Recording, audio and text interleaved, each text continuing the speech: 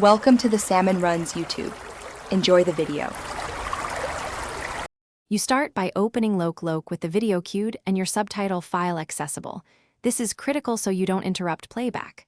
Once the app is open, tap the player controls, then choose the subtitle icon to begin. Make sure you select the correct playback profile, mobile or tablet, because formatting differs. If you plan to load an external SRT or VTT file, place it in Downloads first. Otherwise, enable auto subtitles so the app can generate text on the fly. You now load or edit subtitles. Tap the subtitle icon and choose Load External File, or Edit if you want to tweak an existing track. When importing, pick UTF-8 encoding to preserve accents and symbols, otherwise characters will garble. Once loaded, use the timing controls to shift subtitles by milliseconds. This corrects lip sync drift.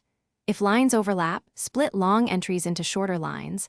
That improves readability on small screens. Keep testing short segments until timing and line length. You finish by saving subtitle settings and playing the full video through. This verifies sync and formatting. If subtitles don't appear, toggle language selection and restart the player. Sometimes the app caches incorrectly. When text still fails or characters display oddly, re-encode the file to UTF-8 and reload it. Alternatively, try another SRT or VTT to rule out corruption. One quick troubleshooting tip: clear Loklok cache and relaunch. This often fixes stubborn display or loading. Thanks for watching.